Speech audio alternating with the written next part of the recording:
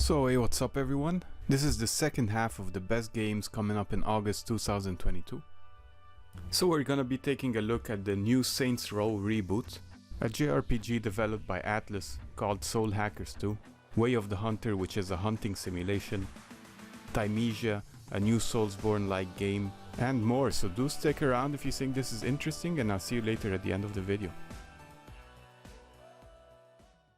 Saints Row is an upcoming open-world action-adventure crime simulation developed by Studio Volition and published by Deep Silver. It's a reboot to the Saints Row franchise, which is a franchise that has always been very similar to the GTA series, but with a slightly more comedic tone. In this installment, you'll be playing as a fully customizable character known as the Boss, planning to take over the city of Santo Ileso, a fictional city in the southwest of the US that is under the control of criminal gangs. You will form and finance your own criminal gang by launching illegitimate businesses and complete missions to eventually take over the city. The reboot is said to be taking a step away from the over-the-top and wacky tone that was taking over the series in the last few installments of the game, and should bring back the balance between comedy and seriousness that was at the roots of the franchise. Volition is pitching the reboot as the biggest and best Saints Row playground ever created, with a wide, larger-than-life sandbox of thrilling side hustles and blockbuster missions. The game will also have a two-player drop-in, drop-out multiplayer co-op mode, and given the sarcastic underlying tone of the game, it will probably be a blast playing it with friends. Seeing how GTA 6 is still very far away, this could end up being a fun title to pass the time while waiting. The game is coming August the 23rd to PC, PS4 and PS5, Xbox One, Xbox S and X, as well as the Stadia. Soul Hackers 2 is an upcoming turn-based JRPG developed and published by Atlus. It's part of the larger Shin Megami Tensei franchise, and it would seem the game has a lot in common with the Persona series that is also made by the same developer. It is set in a dystopian cyberpunk future that's ruled by secret societies of demon summoners that harness the power of demons to do their biddings. A super AI that goes by the name of Aeon has calculated that a world-ending disaster is imminent, and in order to avoid the predicted catastrophe, it creates two agents, Ringo and Figu, who will join forces with a cast of demon summoners and together will try to avoid the imminent end of the world. The game uses a turn-based combat system taking inspiration from Persona 5, where battles involve a party of 4 characters that can either use physical attacks or summon demons to perform elemental attacks. The player tries to exploit enemies' weaknesses to either magic or physical attacks, and if successful they unlock special moves that deal large amounts of damage similar to the all-out attacks seen in Persona 5. Another aspect that takes inspiration from Persona is the social simulation aspect of the game. You are able to roam around the main city when outside of combat, visiting shops to buy items or spend time with party members to strengthen the bond with them and unlock new abilities, or simply learn more about their background story. The game basically used the tried and tested Persona 5 formula, replacing the high school setting with the futuristic cyberpunk setting. Fans of Persona and Shin Megami Tensei, or even JRPGs in general, should definitely keep an eye out for this game. It is planned to be released the 25th of August for Microsoft Windows, PlayStation 4 and 5, Xbox One, and Xbox S and X. Way of the Hunter is a first-person hunting simulation developed by Nine Rocks Studio and published by THQ.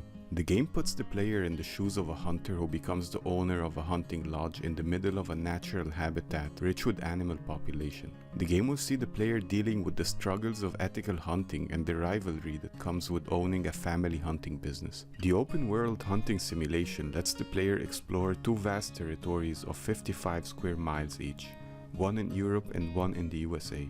The graphics are beautiful and the wildlife is highly detailed, which is supposedly gonna be important to enjoy this kind of game that relies a lot on beautiful scenery and on providing an immersive hunting simulation. Also adding to the realism will be realistic weapons and realistic bullet physics. Animals will leave marks and signs that can be used to track them and will react realistically if they spot the player in their vicinity.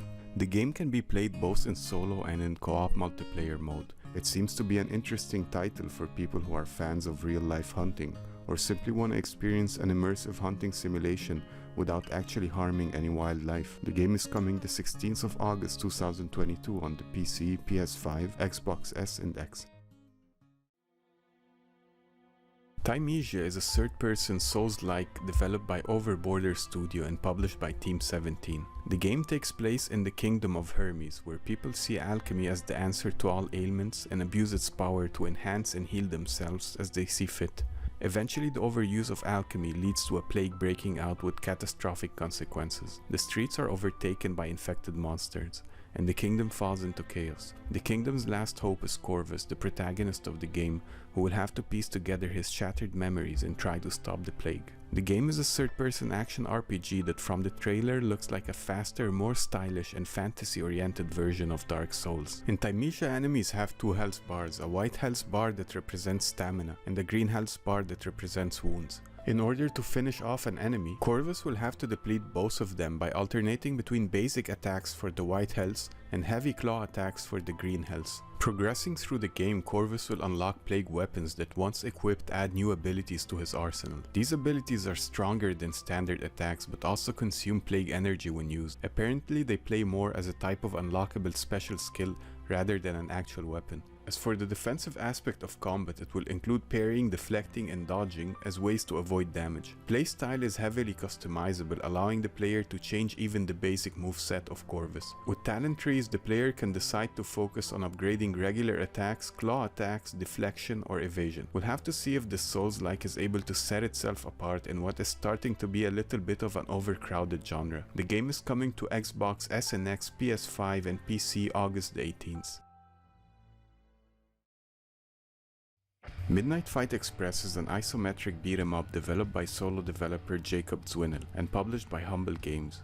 You play as Babyface, a former member of the underworld who finds himself having to fight his way across the city to prevent criminal gangs from overthrowing the city. The game looks similar to classic side-scrolling beat-em-ups where you control a protagonist and fight your way through hordes of enemies.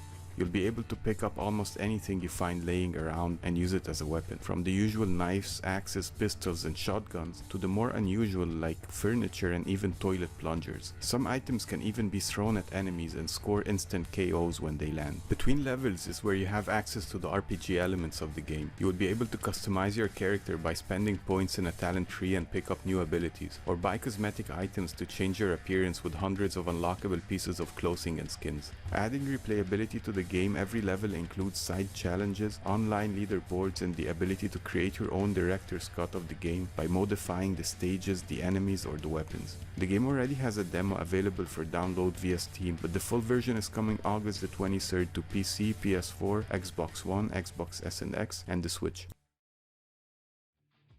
Skaze is a classic first-person shooter developed by Damaged State and published by Koali. The story is basically just a pretext to throw you into some fast-paced FPS action, but it goes like this. You play as Skaze, an incredibly strong and fast enforcer of the Legions of Hell. You have to prove your worth to your creator by navigating a maze full of demons with the objective of collecting Hellstones and defeating the Guardians of the Maze. The gameplay looks a lot like the older entries in the Doom franchise. It's similar to Doom 1 and Doom 2, but with more modern graphics. You're essentially making your way through mazes infested with demons in fast-paced FPS bullet hell action. To introduce some variety to the game, every weapon at your disposal will have both a primary and a secondary attack. And to spice things up even further, Skaze can also make use of arcane magic to cast potent spells at his enemies or heal himself. One quirky and unique mechanic in Skaze is that killing enemies at close range will cause them to splatter blood on the screen, making you unable to properly see what's in front of you. You'll have to stop shooting and wipe the blood manually to be able to see again, similar to how you have to reload every once in a while. The game also has drop-in and drop-out online co-op multiplayer mode, where players can join into the action or leave at any time, but with the caveat that the pool of lives at your disposal is shared between all the players who have joined the game. It looks like a fun little title to check out, especially for fans of more classic first-person shooters. It's coming out the 30th of August 2022 for the PC, PS4, PS5, Xbox One and Xbox S and X.